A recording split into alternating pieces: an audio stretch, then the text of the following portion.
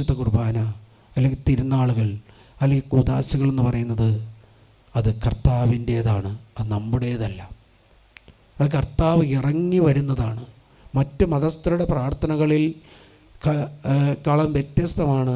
നമ്മൾ വിളിച്ചപേക്ഷിക്കുമ്പോൾ നമ്മുടെ പ്രാർത്ഥന കേട്ട് നമുക്ക് വേണ്ടി അത്ഭുതങ്ങൾ പ്രവർത്തിക്കാൻ ഇറങ്ങി വരുന്ന ഒരു ദൈവമുണ്ട്. ആ ദൈവമാണ് യേശു ക്രിസ്തു. യേശു ക്രിസ്തു എന്ന് പറയുന്നത് അതാണ് ദൈവം ചെയ്തത്. മനുഷ്യമക്കൾ ചെയ്ത എല്ലാ ഉടമ്പടികളും ലംഘിക്കപ്പെട്ടു, അല്ലെങ്കിൽ പ്രവാചകന്മാരിലൂടെ ദൈവം ചെയ്ത എല്ലാ ഉടമ്പടികളും ലംഘിക്കപ്പെട്ടു. അപ്പോൾ പുതിയൊരു ഉടമ്പടി 8:7-8 ഹെബ്രായർ. അതുകൊണ്ട് ആ പുതിയ ഉടമ്പടിക്ക് വേണ്ടി ദൈവം ചെയ്തൊരു കാര്യം, ദൈവത്തിൻ്റെ മകനെ ഈ ലോകത്തിലേക്ക് പാപപരിഹാര ബലിയായിട്ട് അയച്ചു. ഹല്ലേലൂയ. ആ ദൈവപുത്രൻ വന്ന് ഈ ലോകത്തിൽ മനുഷ്യർ ചെയ്യുന്ന പാപങ്ങൾക്ക് പരിഹാരം ചെയ്യാൻ അവൻ സ്വന്തം ശരീരത്തിലൂടെ സ്വന്തം രക്തത്തിലൂടെ പരിഹാരം ചെയ്തു. ഹല്ലേലൂയ. അതുകൊണ്ട് ആ പരിഹാര പ്രക്രിയ ഈ ലോകത്തിൽ പൂർത്തിയാക്കി. നമ്മൾ ഇന്നും പാപത്തിൻ്റെ മേഖലയിലാണെങ്കിൽ നമുക്ക് രക്ഷയില്ല. പക്ഷേ പാപത്തിൻ്റെ മേഖലയിൽ നിന്ന് പിന്തിരിയുന്നവർക്ക് ആ രക്ഷകനായ യേശു സ്ഥാപിച്ച ഉടമ്പടിയുടെ രക്തവും ശരീരവും നമുക്ക് ജീവനും നമുക്ക് പാനീയവുമാണ്. ഹല്ലേലൂയ. അതുകൊണ്ട് പരിശുദ്ധ കുർബാനയെക്കുറിച്ച് പറയുമ്പോൾ പൗലോസ്ലീഹ പറയുന്നൊരു കാര്യം എനിക്ക് പൗലോസ്ലീഹ ഇഷ്ടം. കാരണം പൗലോസ്ലീഹ ഈശോയെ പീഡിപ്പിച്ചവനാണ്. പൗലോസ്ലീഹ ഈശോയെ ഇല്ലാതാക്കാൻ പ്രവർത്തിച്ചവനാണ്. ഹല്ലേലൂയ. ആ പൗലോസ്ലീഹ തന്നെ അല്ലെങ്കിൽ സാവുൾ തന്നെ പറയുന്നൊരു കാര്യമുണ്ട്. അത് 1 കൊറിന്തോസ് 11:23 തൊട്ട് പറയാണ്, കർത്താവിൽ നിന്ന് എനിക്ക് ലഭിച്ചതും ഞാൻ നിങ്ങളെ വരമേൽപ്പിച്ചതുമായ ഇതാണ്. എന്താണ്? കർത്താവ് യേശു താൻ ഒറ്റിക്കൊടുക്കപ്പെട്ട രാത്രിയിൽ അപ്പമെടുത്ത് ഒറ്റിക്കൊടുക്കുന്നതിന് മുമ്പ് അപ്പമെടുത്ത് സ്വർഗത്തിലേക്ക് നോക്കി വാഴ്ത്തി വിഭജിച്ച് ശിഷ്യന്മാർക്ക് കൊടുത്തിട്ട് പറഞ്ഞു, ഇത് വാങ്ങി നിങ്ങൾ ഭക്ഷിക്കുവിൻ. ഹല്ലേലൂയ. അതിനുശേഷം എന്താ? അപ്രകാരം തന്നെ അത്താഴത്തിന് ശേഷം ആദ്യവും രണ്ടാമത് അത്താഴത്തിന് ശേഷവും പാനപാത്രം എടുത്ത് അരുളി ചെയ്തു, ഇത് എൻ്റെ രക്തത്തിലുള്ള പുതിയ ഉടമ്പടിയാണ്. ഇത് എൻ്റെ രക്തത്തിലുള്ള പുതിയ ഉടമ്പടിയാണ്. നിങ്ങൾ ഇത് പാനം ചെയ്യുമ്പോഴെല്ലാം എൻ്റെ ഓർമ്മയ്ക്കായി ചെയ്യും. അപ്പോൾ നമ്മൾ ഈ അർപ്പിച്ചുകൊണ്ടിരിക്കുന്ന കുർബാന എന്ന് പറയുന്നത് ഈശോ നമ്മോട് ചെയ്യാൻ പറഞ്ഞ കുർബാനയാണ്. നിങ്ങൾ കേൾക്കാത്തൊരു പ്രാർത്ഥനയുണ്ട്. അത് പുരോഹിതൻ മാത്രം ചെയ്യുന്ന പ്രാർത്ഥനയാണ്. അത് നിങ്ങൾ കേൾക്കേണ്ട പ്രാർത്ഥനയുമാണ്. തുടർന്ന് വരുന്ന കാറോസസ് പ്രാർത്ഥന കഴിഞ്ഞ് ഈശോയുടെ തിരു രക്തവും തിരു ശരീരവും ആകാൻ വേണ്ടി പുരോഹിതൻ ഉയർത്തുന്ന സമയത്ത് ചൊല്ലുന്ന പ്രാർത്ഥന ഇപ്രകാരമാണ്: കർത്താവേ, അങ്ങയുടെ മഹത്വമേറിയ രണ്ടാമത്തെ ആഗമനം വരെ അവിടുത്തെ വിശുദ്ധ ബലിപീഠത്തിങ്കിൽ ഇത് അർപ്പിക്കപ്പെടണമെന്നത് അങ്ങയുടെ കൽപ്പനയാണ്. പരിശുദ്ധ കുർബാന അർപ്പിക്കണമെന്നത് പുരോഹിത ശ്രേഷ്ഠന്മാരുടെ കൽപ്പനയല്ല, മറിച്ച് അത് ദൈവത്തിൻ്റെ കൽപ്പന. അതെവിടെ പറയുന്നത്? ഇതെൻ്റെ ഓർമ്മയ്ക്കായി നിങ്ങൾ ഇവ പാനം ചെയ്യുകയും ഭക്ഷിക്കുകയും ചെയ്യണം. ഹല്ലേലൂയ. പാനം ചെയ്യുകയും ഭക്ഷിക്കുകയും ചെയ്യുന്നവന് മാത്രമേ ജീവിക്കാനായിട്ട് സാധിക്കുകയുള്ളൂ. തുടർന്ന് വരുന്ന നമ്മൾ വായിച്ചു കഴിഞ്ഞാൽ പ്രകാരമാണത്. അവിടെ 3 പ്രാവശ്യം ഈശോ ഒരു കാര്യം സൂചിപ്പിക്കുന്നുണ്ട്, അല്ലെങ്കിൽ പൗലോസ്ലീഹ സൂചിപ്പിക്കുന്നത്. അത് ഗൗരവമായ കാര്യമാണ്.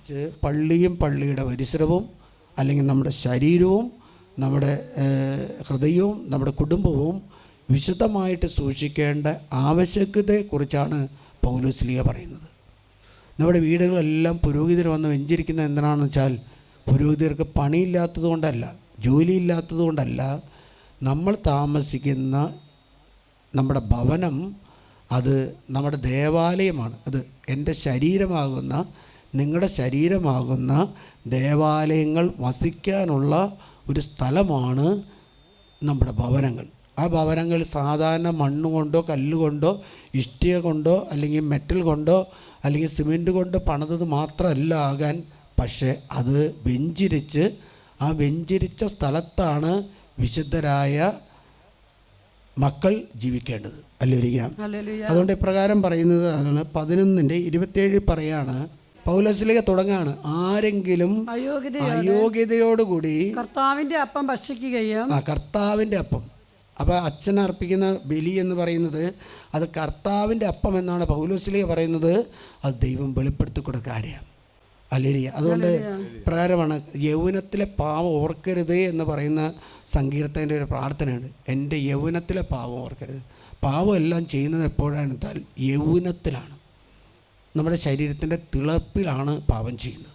Hallelujah, hallelujah, hallelujah. അത് ഈ ശരീരം പാപം ചെയ്യാനുള്ള ഒരു ചേട്ടൻ ഇവിടെ അകലേന്ന് വന്നു. ചേട്ടനെ കണ്ടു കഴിഞ്ഞപ്പോൾ ആ ചേട്ടൻ ഇങ്ങനെ സംസാരിച്ച് പറഞ്ഞു, എൻ്റെ ആയുസ്സിൽ എനിക്ക് ചെയ്യാൻ പറ്റുന്ന പാവങ്ങളെല്ലാം ഞാൻ ചെയ്തിട്ടുണ്ട് അച്ഛാ, അതെൻ്റെ കഴിവാണ്. ഇപ്പം എഴുന്നേറ്റ് നിൽക്കാൻ പറ്റാതെ ഭാര്യനെ പുറത്തെടുത്ത് കാര്യങ്ങൾ സംസാരിച്ചപ്പോൾ എന്തായി, ചേട്ടൻ്റെ ബിസിനസ്സൊക്കെ നിർത്തി തുടങ്ങി. പിള്ളേർ ബിസിനസ് ആരംഭിച്ചു, ഹോൾസെയിലായിട്ട് കേസായി, പ്രശ്നമായി. അപ്പോൾ അത് സംസാരിക്കാനേ വന്നു. ഞാൻ പറഞ്ഞു, ചേട്ടൻ തുടങ്ങിയതാ അല്ലെങ്കിൽ ചേട്ടൻ്റെ കാരണവന്മാർ തുടങ്ങി വെച്ചിരിക്കുന്ന ഹല്ലേലൂയ. ഇത് ആരെങ്കിലുമായിട്ട് പരിഹരിക്കപ്പെടണ്ടേ? ഹല്ലേലൂയ. കാരണം എന്താ, എനിക്ക് എൻ്റെ യൗവനം മുതൽ അല്ലെങ്കിൽ ചെറുപ്പം മുതൽ എനിക്ക് ആരോഗ്യം ഉണ്ടെന്ന് വിചാരിച്ച് എനിക്ക് ചെയ്തു കൂട്ടാനുള്ളതല്ല പാപമെന്ന് പറയുന്നത്. അയോഗ്യതയോടുകൂടി കർത്താവിൻ്റെ അപ്പം ഭക്ഷിക്കുകയും ആ പാത്രത്തിൽ നിന്ന് പാനം ചെയ്യുകയും ചെയ്താൽ അവൻ കർത്താവിൻ്റെ ശരീരത്തിനും രക്തത്തിനുമെതിരെ തെറ്റ് ചെയ്യുന്നു. അയോഗ്യത എന്നൊരു വാക്ക പറഞ്ഞു. അയോഗ്യതയോടുകൂടി ആരെങ്കിലും ഈ അപ്പം ഭക്ഷിക്കുകയും ഈ പാനപാത്രത്തിൽ കുടിക്കുകയും ചെയ്താൽ അവൻ കർത്താവിൻ്റെ ശരീരത്തിനും രക്തത്തിനുമെതിരെയാണ് അവൻ തെറ്റ് ചെയ്യുന്നത്. തുടർന്ന് പറയാണ്, അതിനാൽ ഓരോരുത്തരും ആത്മശോധന. അപ്പം അയോഗ്യത. രണ്ടാമത്തെ വാക്കെന്ന് പറയുന്നത് ആത്മശോധന ചെയ്യണം. അയോഗ്യതയുള്ളവൻ ഇത് സ്വീകരിക്കുന്നതിന് മുമ്പ് ആത്മപരിശോധന ചെയ്തതിന് ശേഷം മാത്രമേ ഇത് സ്വീകരിക്കാൻ പാടുള്ളൂ. നമ്മൾ ആസ്പത്രിയിൽ ചെന്ന് കഴിയുമ്പോൾ വലിയ വലിയ കുത്തിവെപ്പ് എടുക്കാൻ ചെല്ലുന്നതിന് മുമ്പ് ഡോക്ടർമാർ ചെയ്യുന്ന ഒരു കാര്യം എന്താണ്, ഈ ടെസ്റ്റ്, ഈ മരുന്ന് ഈ ശരീരത്തിൽ യോജിക്കുമെന്ന് അറിയാൻ വേണ്ടി എന്ത് ചെയ്യുന്നറിയുമ്പോൾ ടെസ്റ്റ് ഡോസ് തരും. അപ്പോൾ പൗലോസ്ലീഹ ഫസ്റ്റ് ടെസ്റ്റ് ഡോസ് കൊടുത്തു. എന്താണ്? അയോഗ്യത. രണ്ടാമത് ഇപ്രകാരമാണ് ആത്മശോധന. ആത്മശോധന ചെയ്തതിന് ശേഷം ഈ അപ്പം ഭക്ഷിക്കുകയും പാനം ചെയ്യുകയും ചെയ്യട്ടെ. അല്ലെങ്കിൽ എന്താ ഇത് പറയുന്നതിൻ്റെ കാരണം, ഇത് ഗൗരവ, ഇത് നിസ്സാരമല്ല, ഇത് കൃപയ്ക്ക് വേണ്ടിയുള്ള, ഇത് അഭിഷേകത്തിന് വേണ്ടിയുള്ള, ഇത് വരും നാളുകളിൽ നമ്മുടെ 1000 തലമുറ ജീവിക്കാൻ വേണ്ടിയുള്ള ഒരു ഉടമ്പടിയാണ് കർത്താവ് ചെയ്തിരിക്കുന്നത്. അപ്പോൾ തലേദിവസം മദ്യപാനം നടത്തി പുകയൊക്കെയും വലിച്ച് ചീട്ടും കളിച്ച് മുച്ചീട്ടും കളിച്ച് പിറ്റേ ദിവസം നാവ് നീട്ടി സ്വീകരിച്ച് അങ്ങനെയുള്ളതല്ലത്. അങ്ങനെ പറ്റുമോ? പറ്റില്ലല്ലോ. കാരണം എന്താ, എൻ്റെ ശരീരം ദേവാലയമാണെന്നുള്ളൊരു കാര്യം എനിക്ക് ബോധ്യം വേണം. മറ്റ് മനുഷ്യർ ചെയ്യുന്നത് പോലെ ആടിപ്പാടാനോ തുള്ളിച്ചാടാനോ അല്ലെങ്കിൽ മദ്യമറന്ന ആകിലൊക്കെ അതിനെ തിന്നും കുടിച്ച് ഉന്മത്തരാകാനുള്ളതല്ല ക്രൈസ്തവ ജീവിതം. നമ്മുടെ കുട്ടികളെന്ന് അങ്ങനെയുള്ളൊരു മേഖലയിലേക്ക് പോയി. കാരണം ചില മതങ്ങൾക്ക് അതിനുള്ള പാപങ്ങളല്ല, അവർക്ക് അതിന് യേശുവിനെക്കുറിച്ച് അറിഞ്ഞിട്ടില്ല, യേശുവിനെ അവർ സ്വന്തമാക്കിയിട്ടില്ല. ഹല്ലേലൂയ. കാരണം അതാ, നമ്മൾ പെട്ടെന്ന് മരിക്കാൻ വേണ്ടി ജനിച്ചവരല്ല. എന്താ, നമ്മൾ ജീവിക്കാൻ വേണ്ടിയാണ്, വിശ്വാസം വർദ്ധിക്കാൻ വേണ്ടിയാണ്. അല്ലെങ്കിൽ മൂന്നാമത്തെ ഇതിലേക്ക് കയറാൻ നമുക്ക് 29ാമത്തെ വാക്യത്തിൽ പറയാം. എന്തുകൊണ്ടെന്നാൽ ശരീരത്തെ വിവേചിച്ചറിയാതെ ഭക്ഷിക്കുകയും പാനം ചെയ്യുകയും ചെയ്യുന്നവൻ, ശരീരത്തെ വിവേചിച്ചറിയാതെ ഭക്ഷിക്കുകയും പാനം ചെയ്യുകയും ചെയ്യുന്നവൻ തന്റെ തന്നെ ശിക്ഷാവിധിയാണ് ഭക്ഷിക്കുന്നവനും പാനം ചെയ്യുന്നതും. ആത്മാവിനെ വിവേചിക്കാൻ ഇവിടെ പറഞ്ഞുണ്ടോ? ഉണ്ടോ? ഇല്ലല്ലോ. പറഞ്ഞല്ലോ. മനസ്സിനെ വിവേചിക്കാൻ പറഞ്ഞിട്ടില്ലല്ലോ. 3 കാര്യങ്ങളാണ് ഒരു മനുഷ്യൻ്റെ ഹൃദയത്തിലുള്ളത്, അല്ലെങ്കിൽ മനുഷ്യ ശരീരത്തിലുള്ള. ഒന്ന് ആത്മാവ്, ശരീരം, മനസ്സ്. പൗലോസ്ലീഹ പോയത് ആത്മാവിലേക്കുമല്ല മനസ്സിലേക്കുമല്ല. പൗലോസ്ലീഹ പോയത് എങ്ങോട്ടാണെന്ന് വെച്ചാൽ ശരീരത്തിലേക്കാണ്. നമ്മൾ പറയുന്നൊരു കാര്യമുണ്ട്. നമ്മൾ പറയും ഭക്ഷണം കഴിക്കുന്നത് എന്താ, ഉദരത്തിൽ പ്രവേശിച്ച് പുറത്തു പോകുന്നുള്ളൂ. ഇതൊന്നും പൗലോസ്ലീഹ പറയുന്നില്ല. കാരണം എന്താ, ഇതൊരു ഭക്ഷണമല്ല, അല്ലേ? അല്ലെങ്കിൽ ഈശോയുടെ ശരീരം സ്വീകരിച്ച് അത് പോകുന്നു. നോ, ഇത് ശരീരമല്ല, ഇത് ഭക്ഷണമല്ല. ഇതെന്താ? ഈശോ ഭക്ഷണത്തിന് മുൻപാണ് അപ്പം മുറിച്ച് അവർക്ക് കൊടുത്തത്. ശേഷമാണ് പാനപാത്രം എടുത്ത് അവർക്ക് ഇതെൻ്റെ രക്തമാണെന്ന് പറഞ്ഞു കൊടുത്തത്. ഹല്ലേലൂയ. പലരും യേശുവിനെ വിട്ടുപോയിട്ടും ഈശോ അതിൽ നിന്ന് ഒരട, ഒരു ഇഞ്ച്, ഒരു ഒരു പോയിൻ്റ് പോലും മാറിയില്ല. കാരണം എന്താ? ഇത് ദൈവത്തിൻ്റെ പദ്ധതിയാണ്.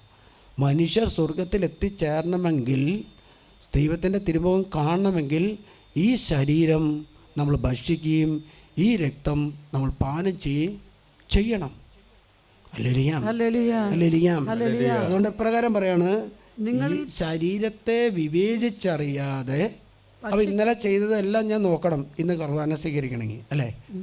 ഇന്നലെ ചെയ്തതെല്ലാം മോശമാണ്, അല്ലെ കഴിഞ്ഞ നാളുകളിൽ ചെയ്തത്. ചില ചേട്ടന്മാർ പറയണ്ട്, ഒരു 40 വർഷം മുമ്പ് ചെയ്തതല്ലേ ചാ, ഇതൊക്കെയും കർത്താവ് ഓർത്തിരിക്കുക. കർത്താവ് എല്ലാം ഓർത്തിരിപ്പുണ്ട്. നമ്മളെ ഓർത്തിരിക്കാതെ. അതുകൊണ്ട് നമ്മൾ കുമ്പസാരത്തിൽ പറയുന്നൊരു കാര്യമുണ്ട്. എന്താണെന്ന് അറിയുമോ? അറിഞ്ഞോ അറിയാതെ ചെയ്തു പോയ പാപങ്ങൾ കഴിഞ്ഞ കാലങ്ങളിൽ ചെയ്തിട്ടുണ്ട്, ഇപ്പം അതറിയില്ല. അതുകൊണ്ടാണ് അറിഞ്ഞോ അറിയാതെയോ ചെയ്തു പോയ പാപങ്ങൾ പരിഹരിച്ച് എന്നെ വിശുദ്ധീകരിക്കണമേ. അങ്ങനെയാണല്ലോ കുമ്പസാരം ചെയ്യുന്നത്. അങ്ങനെ തന്നെയല്ലേ, അല്ലേ? അപ്പോൾ ഞാൻ കഴിഞ്ഞ നാളുകളിൽ ചെയ്തിട്ടുണ്ട്. അത് ആത്മീയ പോരാട്ടത്തിൻ്റെ പ്രാർത്ഥനയിൽ ഇപ്രകാരം പറയുന്നുണ്ട്: കർത്താവേ, ഞാൻ പാപസങ്കീർത്തനം ചെയ്യാത്ത എല്ലാ മേഖലകളെയും എനിക്ക് വെളിപ്പെടുത്തി തന്നമേ. നമ്മുടെ ശരീരത്തിൽ വിശുദ്ധി ഉണ്ടെങ്കിലാണ് കർത്താവ് കേൾക്കുള്ളൂ.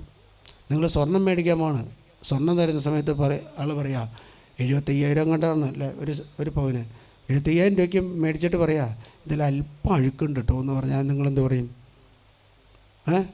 കയ്യിൽ മേടിച്ച് ബാഗിൽ വെച്ച് സ്വർണം കൊണ്ടുവരുമോ നിങ്ങൾ? അതെടുത്ത് തിരിച്ചു കൊടുത്തിട്ട് ക്യാഷ് തരാൻ പറയും. കാരണം എന്താ? അഴുക്ക് മേടിക്കാനല്ല നമ്മൾ ചെന്നത്. വിലയിലൊരു വ്യത്യാസം ഉണ്ടായില്ല, ഇല്ലല്ലോ? അപ്പോൾ ആ വിലയിൽ വ്യത്യാസം ഇല്ലെങ്കിൽ വില കൊടുത്ത് വാങ്ങുമ്പോൾ വിലയുള്ള വസ്തു എനിക്ക് കിട്ടണം. ഇത് തന്നെ പൗലോസിലേക്ക് പറഞ്ഞത്. നമ്മുടെ ഈ ശരീരം കർത്താവ് വില കൊടുത്തതാ. ആ വില എന്താ? അതെന്താ? യേശുവിൻ്റെ ശരീരവും യേശുവിൻ്റെ രക്തമാണ്. യേശുവിൻ്റെ ശരീരവും യേശുവിൻ്റെ രക്തമാകുമ്പോൾ അത് സ്വീകരിക്കാനുള്ള യോഗ്യതയുള്ളവർക്ക് മാത്രമേ അത് സ്വീകരിക്കാൻ പാടുള്ളൂ. അതുകൊണ്ട് തുടർന്ന് വരുന്നത് പറയുക. അതുകൊണ്ടാണ് ഞാൻ ഇത് വായിക്കാൻ പറഞ്ഞതിൻ്റെ കാരണം 3 കാര്യങ്ങൾ അവിടെ ഓർമ്മിപ്പിക്കുകയാണ്. ഒന്ന് പറയാ, ഈ ശരീരം ആത്മശോധനയോ യോഗ്യതയോ വിവേചിച്ചറിയാതെയോ നീ കഴിച്ചാൽ, ഭക്ഷിച്ചാൽ നിങ്ങളിൽ പലരും രോഗികളും ദുർബലരും ആയിരിക്കുന്നതിനും ചിലർ മരിച്ചുപോയതിനും കാരണം ഇതാണ്. നിങ്ങൾ ചിലർ രോഗികൾ. ഹല്ലേലൂയ. എല്ലാ രോഗവും ഇതാണെന്ന് പറയുന്നില്ല. പക്ഷെ ചില രോഗങ്ങൾ നമ്മുടെ ശരീരത്തിൽ വന്നാൽ അത് പാപത്തിൻ്റെ ഭരണമാണ്. നമ്മുടെ കുർബാന എന്ന് പറയുന്നത് ഇത് ജീവനാണ്, ഇത് രക്തമാണ്. ഹല്ലേലൂയ. ഇനി ഇവിടെ 3 കാര്യങ്ങൾ പറഞ്ഞു. 1 രോഗം, 2 ദുർബലരാകുക, 3 മരണം സംഭവിക്കുക. ആത്മീയ മരണവും ശാരീരിക മരണവും. ഹല്ലേലൂയ. അപ്പോൾ വിശുദ്ധ കുർബാന രോഗത്തിന് വേണ്ടിയല്ല, രോഗശാന്തിക്ക് വേണ്ടിയുള്ളതാണ്. മനസ്സിലാവുന്നുണ്ടോ? പരിശുദ്ധ കുർബാന രോഗത്തിന് വേണ്ടിയുള്ളതല്ല, രോഗിയായ വ്യക്തിക്ക് ശാന്തി കൊടുക്കുന്ന, സൗഖ്യം കൊടുക്കുന്ന. അപ്പോൾ രോഗിയായി കഴിയുമ്പോൾ വീട്ടിലിരിക്കുകയാണോ രോഗി ചെയ്യേണ്ടത്? അത് പറ്റുമെങ്കിൽ, നടക്കാൻ പറ്റുമെങ്കിൽ പള്ളിയിൽ പോകണം. പള്ളിയിൽ പോയി വിശുദ്ധ കുർബാന അർപ്പിക്കണം. കാരണം രോഗികൾക്ക് വേണ്ടിയുള്ള ഒരു ഹോസ്പിറ്റലാണ് ഇടവകയിലെ പള്ളി, അല്ലേ? ആണോ? ഹോസ്പിറ്റലിൽ പോകാൻ നമുക്കറിയാം, അത് വാഹനം വിളിച്ചായാലും നടന്നായാലും വീട്ടിൽ ഉപയോഗിച്ചായാലും. പക്ഷെ അതിലും വലുതാണ് ദേവാലയം എന്ന് പറയുന്നത്. രോഗികൾക്ക് വേണ്ടി ദൈവം സ്ഥാപിച്ചതാണ്. രോഗികളായ വ്യക്തികൾ അവിടെ വന്ന കർത്താവിൻ്റെ സൗഖ്യത്തിന് വേണ്ടി യാചിക്കണം. ഒരു ചേട്ടൻ ഇവിടെ വന്നു. ആ ചേട്ടനെ കണ്ടു. കാരണം പെൺകുട്ടി എഴുന്നേറ്റ് നടക്കുന്നില്ല. ഇപ്പോൾ നമ്മൾ പ്രാർത്ഥിച്ച് കഴിഞ്ഞപ്പോൾ എഴുന്നേറ്റ് നടന്നു. അപ്പോൾ ഞാൻ ചേട്ടനോട് ചോദിച്ചു, ചേട്ടൻ എന്നാ പള്ളി പോയി തുടങ്ങുന്നു? ചേട്ടൻ പറയും, പള്ളിപ്പോക്കില്ലായിരുന്നു. അല്ലെങ്കിൽ ചേച്ചീനെ പുറത്തെടുത്തിയപ്പോൾ ചേട്ടൻ്റെ എല്ലാ കാര്യങ്ങളും പറഞ്ഞു. കാരണം എന്താ? രോഗം വരാനുള്ള കാരണം ഈ ചേട്ടൻ ഒരു വിശ്വാസി ആയിരുന്നില്ല. നിങ്ങൾ കൃഷി എടുക്കുന്ന സമയത്ത് നിങ്ങൾ ഏതെങ്കിലും ഒരു ഭവനം പണിയുന്ന സമയത്ത് ഏറ്റവും നല്ല പണിക്കാരനല്ലേ അന്വേഷിക്കണം, ആണോ? അല്ലേ? നിങ്ങളൊരു ബിൽഡിങ്ങിൻ്റെ മരപ്പണി നടത്താൻ വേണ്ടി ഏറ്റവും നല്ല പള്ളിക്കാരനല്ലേ അന്വേഷിക്കണത്, അല്ലേ? നിങ്ങൾ കൃഷി ഇറക്കുന്ന സമയത്ത് ആ കൃഷിക്ക് ഉപയോഗിക്കുന്ന വിത്ത് ഏതായിരിക്കും? ഏറ്റവും നല്ല വിത്തായിരിക്കും. മക്കളെ ജനിപ്പിക്കുന്നതിന് മുമ്പ് ചിന്തിക്കേണ്ട ഒരു കാര്യം, ഏറ്റവും പ്രാർത്ഥിച്ചൊരുങ്ങി എൻ്റെ ശരീരത്തിൽ വിശുദ്ധിയോടുകൂടെ മക്കളെ ജനിപ്പിച്ചാൽ ആ മക്കൾ എന്താണെന്ന് വെച്ചാൽ അവർ നിങ്ങളെ നോക്കുകയും നിങ്ങൾക്ക് ഫലം നൽകുകയും ചെയ്യും. അല്ലേലിയ. എന്താ പറഞ്ഞ കാരണന്മാർ പറയുന്നുണ്ട്, വിത്ത് ഗുണം 10 ഗുണമെന്ന് നിങ്ങളാണ് പറഞ്ഞത്, ഞാൻ വിത്താ പറഞ്ഞോളൂ. അപ്പോൾ നിങ്ങൾക്ക് അറിയാം അല്ലേ? വിത്ത് ഗുണം 10 ഗുണം. അല്ലേലിയ. വേലി പൊളിച്ചാൽ വേലി പൊളിച്ചാൽ മക്കള് മതിൽ പൊളിക്കും. വേലി പൊളിച്ചാൽ മക്കൾ മതിൽ പൊളിക്കും. മാതാപിതാക്കന്മാർ വേലി പൊളിച്ചാൽ മക്കൾ മതിൽ പൊളിക്കും. ഞാൻ സഹോദരനെ പറഞ്ഞു, ചേട്ടൻ എന്ന് പ്രാർത്ഥിക്കാൻ തുടങ്ങുന്നു അന്ന് കൊച്ചെഴുന്നേറ്റ് നടക്കും. അത് വൈദികൻ്റെ കഴിവ് മാത്രമല്ല. നമ്മൾ പ്രാർത്ഥിച്ചപ്പോൾ എഴുന്നേറ്റ് നടന്നു. എന്നിട്ട് പറഞ്ഞു, അച്ഛാ ഇന്ന് ഞാൻ 3 മണി എന്ന സമയമുണ്ടെങ്കിൽ എഴുന്നേറ്റ് പ്രാർത്ഥിക്കും. കഴിഞ്ഞ കാലങ്ങളിൽ ചെയ്ത പാപത്തിനെല്ലാം ഞാൻ പരിഹാരം ചെയ്യച്ചാ. കാരണം എനിക്ക് മനസ്സിലായി, കാരണം എൻ്റെ കുടുംബത്തെ പിശാച് സാത്താൻ ആക്രമിക്കാൻ തുടങ്ങിക്കഴിഞ്ഞു. അല്ലെങ്കിൽ അതുകൊണ്ട് പള്ളി പോവാത്തവരും വിശുദ്ധ കുർബാന യോഗ്യതയോട് സ്വീകരിക്കാത്തവരും ശരീരത്തെ വിവേചിച്ചറിയാത്തവരും ആത്മാവിനെ വിവേചിച്ചറിയാത്തവരും ശ്രദ്ധിക്കേണ്ട ഒരു കാര്യം, ഇത് വെറുതെ അച്ഛൻ കൊടുക്കുന്നതല്ല, ഇത് അച്ഛൻ്റെ ഫലമല്ല, അച്ഛൻ്റെ ഡിഗ്രി അല്ല, അച്ഛൻ്റെ യോഗ്യതയല്ല, മറിച്ച് ഇത് ഈശോയുടെ ശരീരവുമാണ്, ഈശോയുടെ രക്തവുമാണ്. നമ്മുടെ പിള്ളേർ, കാർന്നോമാർ, ഭർത്താക്കന്മാർ, ഭാര്യമാർ യോഗ്യതയില്ലാതെ ഇത് കഴിച്ചാൽ ആത്മീയ മരണം മുൻപ്, രണ്ടാമത് ശാരീരിക മരണം. ആത്മീയ മരണം ചെന്നതിനാൽ ആത്മാവിനെ പിശാച് പിടിക്കും. പിശാച് പിടിച്ചു കഴിഞ്ഞാൽ എന്തുണ്ടാവുമെന്ന് വെച്ചാൽ പിന്നെ ശാരീരിക മരണത്തിലേക്ക് വിശ്വസിക്കാൻ പറ്റാത്ത വിധത്തിൽ അവൻ ശരീരത്തെ അന്ധമാക്കും, ശരീരത്തെ അവൻ്റെ വാസസ്ഥലമാക്കി മാറ്റും. കുർബാന അർപ്പിക്കുന്നുണ്ടോ, കുർബാന സ്വീകരിക്കുന്നുണ്ടോ, പക്ഷെ ഒന്നും തട്ടുന്നുണ്ടാവില്ല. അല്ലെങ്കിൽ